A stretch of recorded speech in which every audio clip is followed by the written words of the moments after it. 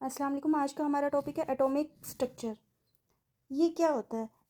Atom क्या होता है? स्मॉलेस्ट पार्टिकल, एक सबसे छोटे पार्टिकल को बोलते हैं एटम। ठीक है, जो स्पेस और मैस क्रिएट करता है या मैस रखता है, विच occupy space and mess is called atom. ठीक है, अब ये जो मैटर है ना, उस थ्री टाइप्स के मैटर होते हैं। ठीक है, ये जो मैटर है तीन तरीके से होता है। प्योर मैटर, यानी वो प्योरेस्ट फॉर्म में हो, जैसे कि एलिमेंट्स होते हैं हाइड्रोजन, मतलब प्योरेस्ट फॉर्म में। ठीक है, दूसरा ये कि कंपाइल फॉर्म में हो। कंपाइल फॉर्म मतलब वो मिल के बना हो, जिसको हम केमिकल कंपाउंड कहते हैं। और नेक्स्ट मिक्स्ड फॉर्म में। ठीक है, मतलब वो किसी से मिक्स होके बना हो, जैसे कि एयर में ऑक्सीजन मिक्स हो गया हाइड्रोजन, तो गैसेस का जो मिक्सचर होता है। ठीक है, तो ये थ्री वेज होती है मैटर के। अच्छा, अब हम देख लेते हैं स्ट्रक्चर, एटम की स्ट्रक्चर देख लेते हैं। थ्री बेसिक प्रिंसिपल हैं, या फिर थ्री बेसिक आप कह सकते हैं इसकी स्ट्रक्चर की टाइप्स हैं। पहला है प्रोटॉन।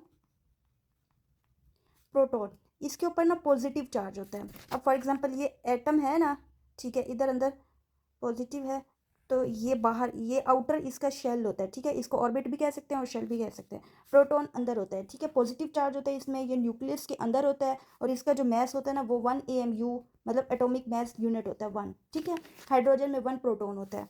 नेक्स्ट है न्यूट्रॉन। जो न्यूट्रॉन होता है उस पर कोई चार्ज नहीं होता, ये न्यूक्लियस के अंदर ही होता है प्रोटॉन के साथ, लेकिन इस पर कोई चार्ज नहीं होता। इसका न्यूट्रॉन का काम क्या होता है? ये एटम को स्टेबल बनाता है। उसके बाद नेक्स्ट है न्यूट्रॉन इलेक्ट्रॉन। इलेक्ट्रॉन पे नेगेटिव चार्ज होता है, और ये जो है ना न्यूक्लियस के जो ये शेल है ना, जो मैंने आपको बोला है, ठीक है, ऑर्बिट के बाहर इधर होता है, एनर्जी लेवल में ये घूमता है। ठीक है, और इसका जो मैस होता है वो बहुत कम होता है। अच्छा, अब ये जो इलेक्ट्रॉन शेल है ना, ये अलग अलग शेल होते हैं, different different. For example calcium, magnesium, nitrogen. ठीक है, के कितने होते हैं? 2 electronic shell. L is equal to 8, M is equal to 18, N is equal to 32। Atomic number किसको कहते हैं?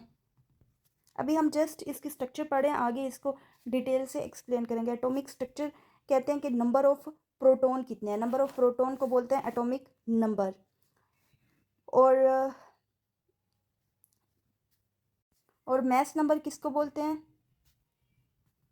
प्रोटॉन प्लस न्यूट्रॉन, प्रोटॉन और न्यूट्रॉन को प्लस करके मैस नंबर आता है। फॉर एग्जांपल कार्बन है ना, कार्बन 12 होता है। ठीक है, इसके जो प्रोटॉन है वो 12 होते हैं, सॉरी 6 होते हैं, और न्यूट्रॉन भी 6 होते हैं। जब इनको प्लस करते हैं तो 12 एटॉमिक, इसका मैस नंबर कार्बन का क्या हुआ?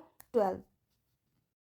ये इलेक्ट्रॉन शेल की डायग्राम है। इसमें जो फर्स्ट वाला होता है ना, फर्स्ट लेवल में 2 इलेक्ट्रॉन होते हैं। ठीक है, उसके बाद जो सेकंड ऑर्बिट होता है उसमें 8 इलेक्ट्रॉन होते हैं, और थर्ड में 18 होते हैं, और जो फोर्थ होता है उसमें 32 इलेक्ट्रॉन्स होते हैं। ये जो इलेक्ट्रॉन्स की ये है 2, 8, 18, 32, ये इनके एनर्जी लेवल हैं। ठीक है, अब हम कोई एक एग्जाम्पल के साथ हम देख लेते हैं।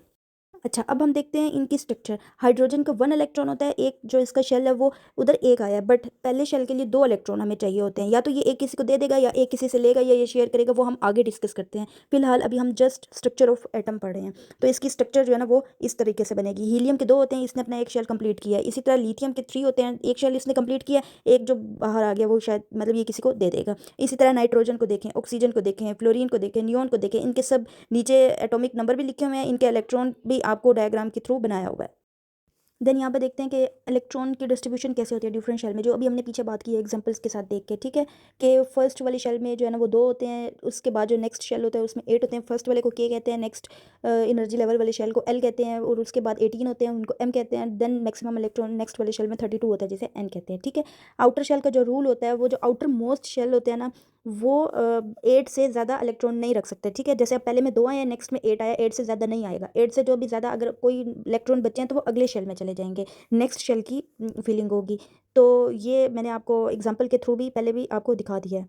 अब नेक्स्ट हम देखते हैं एटॉमिक नंबर और मैस नंबर। एटॉमिक नंबर क्या होता है, जो नंबर ऑफ प्रोटॉन होते हैं ना उसको हम कहते हैं एटॉमिक नंबर, और जो मैस नंबर होता है वो प्रोटॉन और न्यूट्रॉन को ऐड करके जो आता है वो होता है मैस नंबर। ठीक है, अब फॉर एग्जांपल यहाँ पे हम देखते हैं हीलियम को, और आप साइड पे देखिए डायग्राम के स्ट्रक्चर भी बनाई हुई है कि जो इलेक्ट्रॉन होते हैं वो आउटर मोस्ट शेल और न्यूट्रॉन और प्रोटॉन न्यूक्लियस के अंदर होते हैं। हीलियम का उन्होंने दिखाया 4 और 2, जो ऊपर मैस नंबर है ना वो जो 4 है वो number of proton plus neutrons होते हैं। ठीक है, और जो 2 है ना वो एटॉमिक नंबर है, ये नंबर ऑफ प्रोटॉन होते हैं। ये जो 2 है ये नंबर ऑफ प्रोटॉन मतलब जो न्यूक्लियस के अंदर होते हैं, और ये जो 4 है ये प्रोटॉन और न्यूट्रॉन होते हैं। ठीक है, तो जब हम इसका मैस नंबर फाइंड करेंगे तो 4 + 2 जब हम करेंगे तो क्या आ जाएगा 6, और जो इसका एटॉमिक नंबर होगा वो क्या होगा नंबर ऑफ प्रोटॉन, और फिर इसका नंबर ऑफ प्रोटॉन क्या है 2।